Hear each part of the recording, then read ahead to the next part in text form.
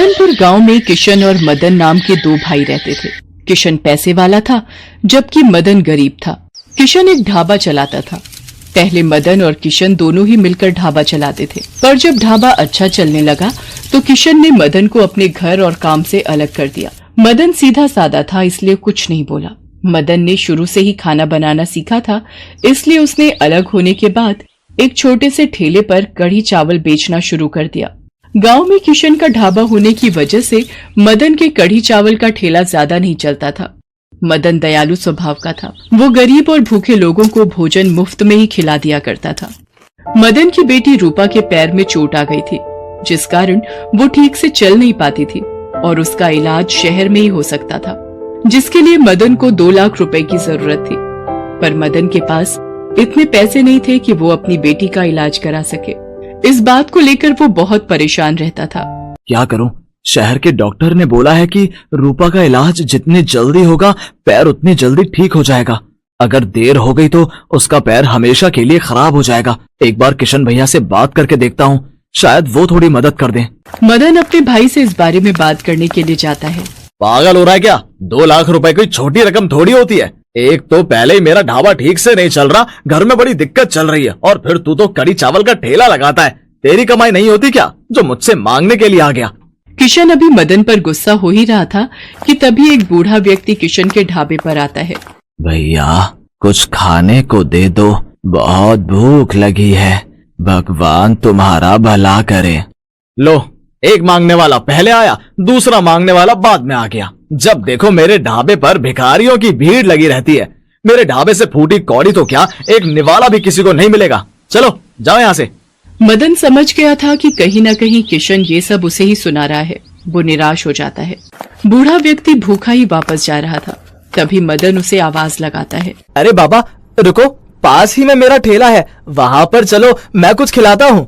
मैं अपना ठेला लेकर वापस घर ही जा रहा था। ये कढ़ी चावल है, ये तुम खा लो और अपने घर भी लेते जाओ।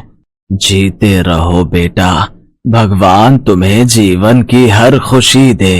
कढ़ी चावल को देखकर बूढ़ा व्यक्ति बहुत खुश होता है और मदन को दुआएं देता हुआ चला जाता है। मदन के मन में रूपा को लेकर बहुत चिंता थी। ऐसे ही दिन बीत रहे थे, पर मदन पैसों का कोई भी इंतजाम नहीं कर पाता।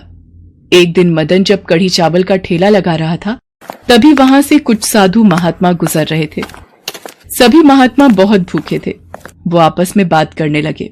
बहुत भूख लगी है। हम साधुओं को देखकर उस ढाबे वाले ने मुफ्त में भोजन खिलाने के लिए साफ मना कर दिया। एक बार इस कढ़ी चावल के ठेले वाले से पूछते हैं, शायद ये हमारी कोई मदद कर दे। हाँ, पूछ कर देख लेते हैं, नहीं तो भूखे ही मंदिर की ओर बढ़ जाएंगे। बेटा बहुत भूख लगी है, क्या तुम हमें कुछ खिला सकते हो? हाँ महात्मा जी, ये तो मेरा बहुत बड़ा सौभाग्य है कि आप मुझ गरीब के ठेले के कढ़ी चावल खाओगे। आप सब यहाँ बैठो, मैं आप सबके लिए कढ़ी चावल की प्लेट बनाता हूँ। मदन सभी साधुओं के लिए बढ़िया तरीके से कढ़ी चावल तैयार करता है। मदन के ठेले के कढ़ी चावल खाकर साधु महात्मा तृप्त हो जाते हैं। तुम सचमुच बहुत दयालु हो, पर तुम कहीं ना कहीं किसी शंका में हो। हमें अपना दुख कहो। मदन उन साधुओं को अपनी परेशानी बताता है। तुम्हें परेशान होने की कोई आवश्यकता नहीं है। हम तुम्हें एक ऐसा मंत्र बताते हैं जिसकी सहायता से तुम जब भी कढ़ी चावल बनाओगे तो वो दुगने हो जाएंगे और उनका स्वाद भी बहुत बढ़िया हो जाएगा। इससे तुम्हारी बिक्री शुरू हो जाएगी। तुम आराम से अपनी बेटी रूपा का इलाज शहर में करवा सकते हो। पर तुम्हें एक बात का हमेशा ध्यान रखना है, तुम्हें रोजाना अपने ठेले से 100 गरीब और लाचार लोगों को कढ़ी चावल मुफ्त में खिलाने होंगे। आपका बहुत बहुत शुक्रिया, मैं इस बात का ध्यान रखूंगा। उन साधु महात्माओं का दिया मंत्र पढ़कर उस दिन से मदन कढ़ी चावल बनाने लगा। मदन के कढ़ी चावल इतने स्वादिष्ट होते थे कि आसपास के सभी गांव और शहर के लोग भी उसके पास कढ़ी चावल खाने के लिए आते थे। मदन 100 गरीबों को भी अपने ठेले से रोजाना मुफ्त में कढ़ी चावल बांटता था। धीरे धीरे मदन की बिक्री बढ़ गई। अब उसके पास लोग भी ज्यादा आने लगे थे, इसलिए उसने धीरे धीरे कढ़ी चावल की एक बड़ी दुकान खोल ली। मदन के पास इतने पैसे जुड़ गए थे जिससे उसने अपनी बेटी रूपा के पैर का इलाज भी करवा लिया और वो फिर से चलने और स्कूल जाने लगी। बापू देखो, मैं फिर से चल सकती हूँ। बापू, मेरा पैर बिल्कुल ठीक हो गया। आज मैं सचमुच अपनी बच्ची के लिए बहुत खुश हूँ। उन साधु महात्माओं ने आपको वो मंत्र देकर हमारे जीवन के सारे दुख दूर कर दिए। हाँ जानकी, तुम बिल्कुल ठीक कह रही हो। वो साधु महात्मा तो कोई भगवान का रूप बनकर आए थे। मेरी बेटी का पैर ठीक हो गया, बस मेरे लिए तो यही बहुत खुशी की बात है। किशन को जब मदन की तरक्की के बारे में पता चलता है तो वो अपना सा मुंह लेकर रह जाता है। मदन को दूसरों की भलाई करने का फल मिल गया था और उसके जीवन में ढेर सारी खुशियां आ जाती हैं। कहते हैं जो दूसरों का भला करता है, भगवान सदैव उनकी सहायता करते हैं।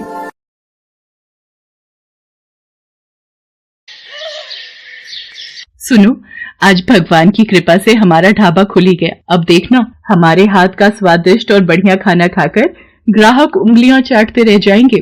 तुम ठीक कह रही हो मीनाक्षी, बस अब ग्राहक बढ़ जाएं। खाने में यहाँ क्या क्या मिलेगा? जी सब कुछ है। दाल तड़का, दाल मखनी, भिंडी, बैगन का भरता, कड़ी चावल, राजमा चावल, तंदूरी रोटी, नान और भी बहुत कुछ। सुमेर चल, फिर आज इसी ढाबे पर खाना खा लेते हैं। सामने कल्लू के ढाबे पर तो खाने का वो स्वाद नहीं रहा जो पहले होता था।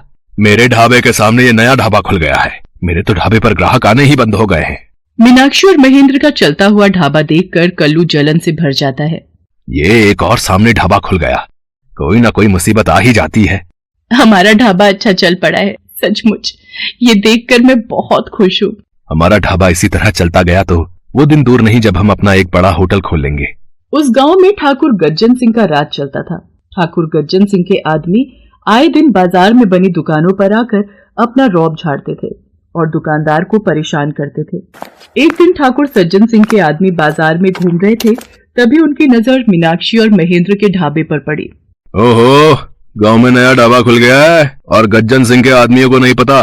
चलो सब आज ढाबे पर दावत उड़ाते हैं। ये ढाबे वाली तो खुद ही मखनी दाल लग रही है, फिर तो इसके हाथ में जादू होगा। जी आपको क्या चाहिए? ऑर्डर बता दीजिए।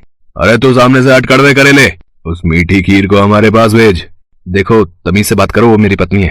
तो मुझे तमीज सिखाएगा तेरी तो। देखो, यहाँ पर गुंडागर्दी नहीं चलेगी। सीधी तरह से यहाँ से चले जाओ वरना मैं पुलिस को बुला लूंगी। चल तू कहती है तो यहाँ से चले जाते हैं, लेकिन याद रखना हम दोबारा फिर आएंगे। वो बदमाश गुंडे उस वक्त वहाँ से चले जाते हैं। कल्लू ये सब देख रहा था। ये ठाकुर गज्जन सिंह अपने आप को समझता क्या है? सारा दिन इसके गुंडे बाजार में घूमकर सभी दुकानदारों को तंग करते हैं और इनके मन में हम औरतों के लिए जरा सी भी इज्जत नहीं है। अरे तुम जानती नहीं हो, ठाकुर गज्जन सिंह बहुत ही गिरा हुआ इंसान है। इसके मन में दया नाम का तो कोई शब्द है ही नहीं। सब गाँव वाले इससे बहुत डरते हैं। इन दोनों को यहाँ से हटाने का रास्ता मुझे मिल गया है। अब देखता हूँ ये दोनों अपना ढाबा कैसे चलाते हैं। मतलब तू चाहता है कि हम तेरे सामने वाला ढाबा हटवा दें? इसमें हमारा क्या फायदा होगा बे? मैं आपको अपनी कमाई में से हिस्सा दूंगा, आपका फायदा ही फायदा है। अच्छा तो ये बात है, मैं अभी अपने आदमियों को महेंद्र के ढाबे पर भेजता हूँ। ठाकुर गज्जन सिंह अपने आदमियों को महेंद्र के ढाबे पर भेजता है। ठाकुर साहब का हुक्म है, अब ये ढाबा इस गांव में नहीं चलेगा, तो अभी के अभी अपना ये ढाबा बंद करके यहाँ से चलता बन। अरे कोई जोर जबरदस्ती है क्या? हम ये ढाबा बंद नहीं करेंगे। तुम्हारे ठाकुर को जाकर बोल दो, जो करना है कर ले। तुम लोगों ने बदमाशी दिखाई तो हम पुलिस को जाकर बता देंगे। अच्छा, तेरी जुबान बहुत चल रही है। कहीं ऐसा ना हो ढाबे के साथ साथ हम तेरे पति को भी जिंदा जला दें। तभी ठाकुर गज्जन सिंह की जीप आकर रुकती है। ठाकुर गज्जन सिंह जीप से उतरता है और गुस्से में ढाबे पर जाता है। तुम दोनों की इतनी मजाल कि मेरे गांव में ही रहकर मेरे से नहीं डरते। पकड़ लो इसके पति को और इस ढाबे के साथ जिंदा जला दो। नहीं ठाकुर नहीं, मेरे पति को छोड़ दो। मैं तुमसे विनती करती हूँ, मत लगाओ आग, मेरे पति को छोड़ दो। गज्जन सिंह से बैर लिया था ना तुम दोनों ने, अब सजा भुगतनी पड़ेगी। चलो तुम सब क्या देख रहे हो? ढाबे में आग लगा दो। इसका पति और ढाबा दोनों जल जाने चाहिए। नहीं नहीं, मेरे पति को छोड़ दो। कोई बचाओ, मेरे पति मर जाएंगे। नहीं, बचाओ, कोई बचाओ, बचाओ मुझे, मैं जल रहा हूँ। मीनाक्षी मुझे बचा लो। ठाकुर याद रखना, आज जिस तरह से तूने मेरे पति को जलाया है, एक दिन तू भी ऐसे ही जल कर मरेगा। तू भी ऐसे ही जल कर मरेगा। मीनाक्षी रोती रह जाती है और महेंद्र ढाबे के साथ जलकर मर जाता है। महेंद्र को गुजरे 2 दिन हो गए थे। मीनाक्षी ने कुछ नहीं खाया था। वो हिम्मत करती है और ढाबे पर जाती है। सब कुछ खत्म हो गया, सब कुछ जलकर खाक हो गया। अरे ये तो वही कुकर है जो महेंद्र पिछले हफ्ते ही नया खरीद कर लाए थे। कितने मन से ढाबे के लिए उन्होंने ये नया कुकर खरीदा था। ये उनकी आखिरी निशानी है। आज खिचड़ी इसी पर बनाती हूँ। मीनाक्षी अभी खिचड़ी बना ही रही थी कि तभी एक व्यक्ति वहां पर आता है। जी नमस्ते, मैं इस गांव में नया आया हूँ। आपका ये ढाबा देखा तो रुक गया। कुछ खाने को मिलेगा क्या? आप बैठिए, मैं आपके लिए खाने को लेकर आती हूँ। मैंने तो थोड़ी सी खिचड़ी ही बनाई थी, पर कोई बात नहीं, ये उन शहरी बाबू को ही दे देती हूँ। मैं अपने लिए कुछ और बना लूंगी। अरे ये क्या, ये कुकर तो खिचड़ी से भरा हुआ है, पर थोड़ी देर पहले तो मैं सारी खिचड़ी शहरी बाबू के लिए ले गई थी। ये कैसा जादू है? महेंद्र, मुझे तो ऐसा लगता है आप यहीं कहीं मेरे साथ हो, मेरे पास हो। आप मेरी सहायता कर रहे हो। अब मैं इस जादुई कुकर की सहायता से अपने ढाबे को फिर से शुरू करूंगी। मीनाक्षी अब रोजाना ही उस जादुई कुकर में खाना बनाती और ग्राहकों को खिलाती। जादुई कुकर में बना खाना सुबह से शाम तक चलता था। धीरे धीरे मीनाक्षी का ढाबा फिर से चल पड़ता है। कुछ दिन बीत जाते हैं। ढाबे को फिर से चलता देख कल्लू गुस्से में आ जाता है और ठाकुर गज्जन सिंह के पास जाता है। गज्जन सिंह अपने आदमियों के साथ दोबारा मीनाक्षी के ढाबे पर पहुंचता है। लगता है तुझे भी तेरे पति के पास भेजना ही पड़ेगा। गांव वालों, कान खोलकर सुन लो।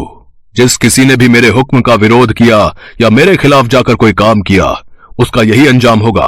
बेचारी मीनाक्षी, पहले पति चला गया और आज ठाकुर भी इसे जिंदा जलाने जा रहा है, और कौन भला गज्जन सिंह के आगे बोल सकता है।